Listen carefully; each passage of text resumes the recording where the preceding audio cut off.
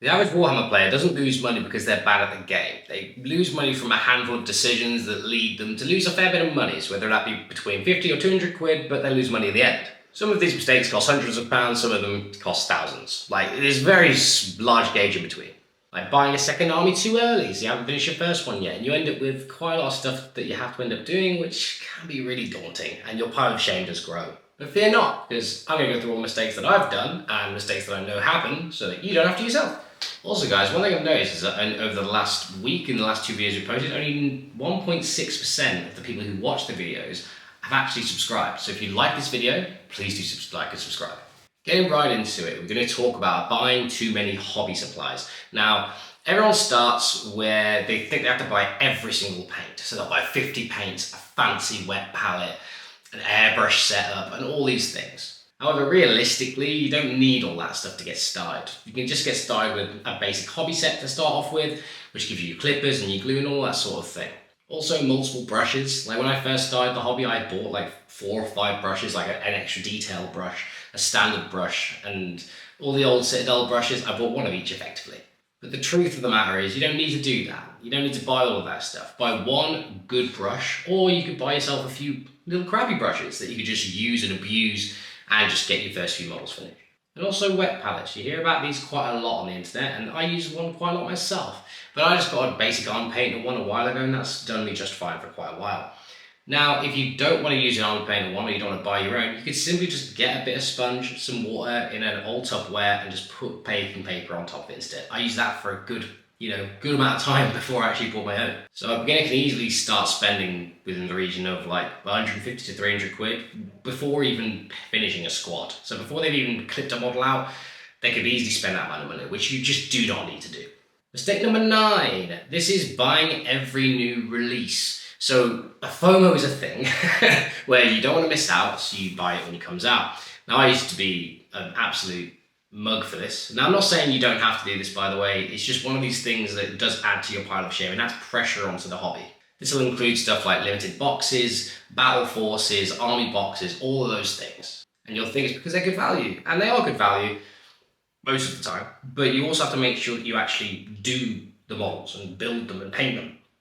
Otherwise you start putting yourself into hobby debt, and that can be quite daunting with the amount of models that you have, and you just want to avoid that if you can. As someone said once in the past at some stage, the most expensive Warhammer model that you'll ever buy is the ones that you don't actually build or paint, because you've just spent money on something that takes up space. So to combat this, just have a think about it. Like before every purchase, you think to yourself, oh, am I going to do this? Now, you might be like me, where you sometimes, bear in mind, when I say these things, I am not innocent. I've done all of these things, and probably still will to this day. But for a new hobbyist, you want to try to control the amount of, work that you're doing, if you can, or if you want to, because it will give you piecemeal projects to do, which will be a lot more comfortable to do, and will probably keep you in the hobby for a lot longer if you're just starting. Mistake 8, which comes onto a similar point, starting multiple armies too early. So this is going to include a few things. So effectively, you might have bought that awesome Kroot battle force that you've seen a while ago, and then it sits on the shelf for a while, which is exactly what I did. Or lost hopes and dreams on army projects and all that sort of thing. But if you're currently doing an army, and you're enjoying painting the army, and you're enjoying doing it, then just keep going. Just keep going, buy another unit to add into there and stuff like that. And if you get bored, do some conversions and all that sort of thing. Because some people buy like 2,000 points of an army, and then before they finish painting it, they buy another 2,000 points of another army. And it's not necessarily an awful thing to do, but it is something that leads you to have this pile of shame, which can lead to a bit of pressure on the hobby, which you don't want to have. The pattern generally is start Space Marines, see cool Necrons, ooh, look, bugs, and then they go and play Orcs. So these are the patterns that you're generally going to see, and you just don't want to be doing those patterns if you can help it. Because 6 months later, you'll have 4 unfinished armies, a load of hobby debt, and a load of pressure to think that you have to get them all done. So the way you stop that is just finish one army before you go on to the next, and just have a clear goal in mind for what you want to do for the project. It's like for me with these nids. I knew I was going to paint them in 24 hours, so I got them, I built them, I only got 1,000 points, and I have a Harridan to add to it. But that is just mainly for you guys, because I do think a Synthwave Harridan will be rad. So yeah, I think the main thing here and the main learnings here is just try to piecemeal your armies that you build to prevent this pressure from happening. Mistake 7 for a new player is definitely chasing the meta. Chasing the meta is something, obviously I play competitive Warhammer, and I do go to a lot of events and stuff. But ultimately, meta chasing is one of these things that can lead to an exceptionally expensive hobby, because you end up rushing the models to try and take them to events or use them in your games and all that sort of thing to get those precious 10 points for battle painted. And these sorts of things leave you with an issue in that you sort of go through armies quite a lot and you recycle them. You're not enjoying the painting side of things as much because you're rushing it, unless you really enjoy doing it that way.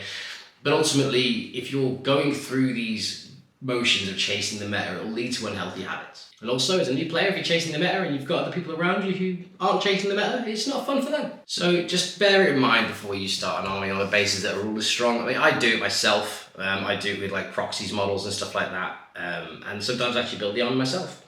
But just have a think before you start. Am I going to use this army again when the meta changes? And if you are that person, you like doing the hobby that way, who am I to judge you? You carry on. But for new players, I try to avoid it if you can. Just try and focus on an army that you enjoy, and you'll get a lot more out of the hobby that way. Because the meta changes every few months now, with miniature and field manuals, erratas, and with the new 11th edition coming up, there's going to be quick changes and all that thing happening all the time. So chasing the meta now especially isn't very clever. Mistake number 6 is buying before you research an army. This is a super important part of this, because ultimately whenever you try and purchase an army, make a big commitment to it, you want to make sure that this reads with your vibe, reads with the sort of goals that you want to achieve in the hobby, and also mixes with the play style of the gaming side of things, something that you really want to do. Now, the way you do this is have a look at all of the lore, have a look at all of the rules and all that sort of thing. If you're a rules monkey, look at the rules. If you like the lore and you want to base your army around a cool aesthetic and a very specific way, go and look at that. And just find a way to get some hype for the army that you wouldn't normally expect. Mistake number 5 is ignoring the second-hand market. So this is stuff like eBay or the Warhammer trade shops that you might find on Facebook. I don't know if there's any on Reddit. I'm not really seeing any on Reddit. But also there's lots of places you can go to actually buy models that aren't from GW prices, or even at the retail prices. Because the retail prices normally get like 20-30% max, which is still great. So if you want fresh models, absolutely fine. But in terms of trying to save the money that you can, always buying second-hand models isn't always the best idea, because sometimes you get models where it's just coated in paint and all that sort of thing, but sometimes you just get a steal. Like, you know, these knits that I got for using this was just people's spare combat patrols and people's spare Leviathan knits that I just managed to get on cheap. So that's the reason why you have some synthwave Tyranids. So trying to chase up these things nicely and trying to keep an eye out for deals, and even scouring eBay for a unit that you really want to add. Because randomly you might find that they're up for a lot cheaper. And the important thing here is you can ask anyone who's done this hobby for long enough, everyone's going to agree with that and everyone's going to support it. So mistake 4, before you actually finish a small project, is buying a very large box of something, or a Titan-sized project or something like that. A few examples of this is like a combat patrol that you haven't actually... A few examples of this is like a combat patrol that you might have thought was a really cool idea that you bought, or maybe an army box or a Christmas box, or even going to the Titanic models where you're like, I'm going to buy a Titanic Knight, which is like, I can't remember what the actual big knight's called. I think it's the Reaver Titan or something. But ultimately, all of these projects we classify as this. Now, I'm not saying that you don't ever do this, because I buy big things. But ultimately, for me, if you're going to buy a big thing and you're going to have fun with a big thing, make sure you're going to have fun with that big thing. Make sure you're going to build it. Make sure you're going to enjoy that side of the hobby, because these things are very expensive. So if you buy them and you don't do much with them, it's a bit sad. And your pile of shame will continue to grow, and that pressure will build, and you don't want that. Mistake number 3, a similar vein, is buying models quicker than you can paint them. So effectively, you might buy a combat patrol, and before you finish the combat patrol, you buy another combat patrol. And then that one excites you, you start building that, and then the other one gets left. Now, I'm not saying that you have to go through this militant strategy in terms of finishing every project you do before you start the next.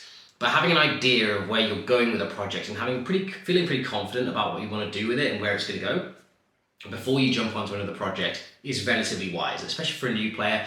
It makes the entire process less daunting, and you can drip feed things. So you can start with a combat patrol, buy a box to add to it, and all that sort of thing. So just bear that in mind when you're trying to approach those things. Because at some point, you're not actually collecting armies, you're sort of just giving yourself more work at some point. It's like putting a pin in it and being like, at some point, I have to do this, because you feel like you have to, and you don't want that to happen. Because at some point you might see these people who are selling second-hand stuff, and that might end up being you, and you're selling them for less money than you bought them for, just to make some money back. You're never going to do them. Buying models quicker than you can paint them. So effectively, when you're buying models all the time, and you're trying to keep up with new releases, and you're keeping up with all these things that you're trying to do to keep, some drive for the hobby, you end up with too many models, and a lot of them you don't get around to, and builds on this pile of shame concept that we were speaking about quite a lot in this video. Now, a lot of this is going to come around to the fact that you're trying to manage the amount of work that you're doing in your hobby so it becomes enjoyable and it becomes something you can do on a repetitive basis and something you can do in, whenever you want to, whenever you enjoy it. And the key way you avoid doing this is just finish what you're doing first, or even if you just get to a point where you know what you're doing with it and you understand what you're trying to achieve with the army, and maybe you want to add a unit in between, that's a great way to try and do it as well. Mistake number 2. I am guilty of this, but it's not just because of the reason it's here.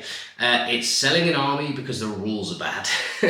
So basically, sometimes you'll have an army that's absolutely exceptional, and it's a similar vein to the meta chasing, because you'll have an army that's great, you'll buy it, and you'll be like, yeah, this is great, I'm winning loads of games, I feel really good about this. You say, for instance, release Eldar, no one ever owned 3 Wraith Knights, and suddenly they did, and all that sort of thing. Now, when you actually look at it, when you actually look back, people end up selling those armies. Like, how many Wraith Knights went on sale after the nerfs came out? There was a fair few. And also the Space Wolves, where they got even the slightest hint of nerfs. Oh look, all the Thunderwolf Cavalry are selling for cheap at the moment. It doesn't matter if you are that person, if you're selling things because you want to get rid of them, or you want to move on to another project, or maybe that's how you fund the hobby. Like for me, a lot of things that I used to do is paint an army pretty quickly within the space of a few months, sell it at a decent price, and then buy another project, and that sort of kept me in the hobby. So obviously stuff like that doesn't matter, or you shouldn't see that as a negative, as a super negative thing. But just try to have a think about what you're going to be doing with the army, unless you're going to sell it straight away. Which again, if you sell it straight away, not the worst thing in the world. It does happen. But you want to get value out of everything you do in this hobby. Well, not everything, but as much as you can out of the hobby. So just bear it in mind. And the number 1 mistake, the biggest mistake, without a single shadow of doubt, is buying models instead of having a hobby plan. Now, again, this comes back to the whole idea that some people just go off vibes and buy whatever the hell they want and just deal with the consequences later, or do whatever they want, which is absolutely fine. But that's the way you enjoy the hobby, no problem whatsoever. But for a beginner, having an idea of what you're going to do and having a plan of the models that you're going to be doing does help you digest and does help you drip feed these models through a nice process that's really easy to, approach. Well, let's say you go, you know what, over the weekend I'm going to paint 5 intercessors. Just going to paint 5 intercessors, battle ready. Just going to paint them up red, paint them up gold, paint them up black, do all the trim, and we're going to chill. And for a beginner, that's a really healthy way to approach this, because ultimately, as a beginner, you want to have a situation that you're enjoying the hobby in a very specific way to yourself. So as long as you're enjoying the hobby, it's okay. This might also be down to the fact you don't really like the assembly and building part, but you love the playing side. But you want to put the effort that you can into the models so that they look a little bit cool, which is also very respectable. An example of this is what I always say is aim for like 1,000 points maybe, or buy a combat patrol, or have an idea, or maybe there's a really cool character you really want to start off with. Like you've seen Drazar, you really like him, you really want to paint him. So you just pick him up and you paint him. And that's fine, no problem whatsoever. Not everything has to start with a combat patrol, not everything has to start with a battle force. But having an idea of where you want to go with that project is a really nice idea, because it starts to help you plan for colour schemes. It also gives you some more inspiration to look up on the internet for some more ideas for basing, maybe some leathering techniques you've not seen before, and all that cool stuff. On the subject of combat patrols, they are a good starting point. So if you want to start with a combat patrol and then go, I'm going to finish this combat patrol, that's what I'm going to do. I'm just going to build and paint a combat patrol, and I'm going to enjoy it. Just do that, and when you finish the combat patrol, you'll have painted every model in that combat patrol. You'll have an idea of what you really like about that combat patrol. There might be a unit in there that you really like. Let's say, for instance, you buy the Eldari combat patrol and you painted a Wraith Guard, and you go, you know what? This is it. This is what I want to do. I want to build a Wraith Guard, Wraith Lord / Wraith Blade army. And if that's the case, you do it. You can do it, and you'll really enjoy it. And, these are the sorts of things you can do. Without a plan, you'll come to wasted spending, which is where it all ties together. Without a plan, you'll end up buying things, and all the points before, without a plan, can lead to the negative sides of those points. So from number 1 through 10, all of them relate to each other in some way, shape or form. But if you have a plan, you can mitigate them all to an extent. You're still going to make mistakes, and I say mistakes, it might just be a happy mistake. Like you might just buy a Harrod and you love it, like I do. But Again, this is not a strict set of rules you have to do the hobby by, because I think anyone doing that is not fun. But ultimately, do the hobby the way that you want to do it. Do the hobby the way that makes you happy, and make sure that you enjoy it, and make sure you get a lot of fulfillment out of it.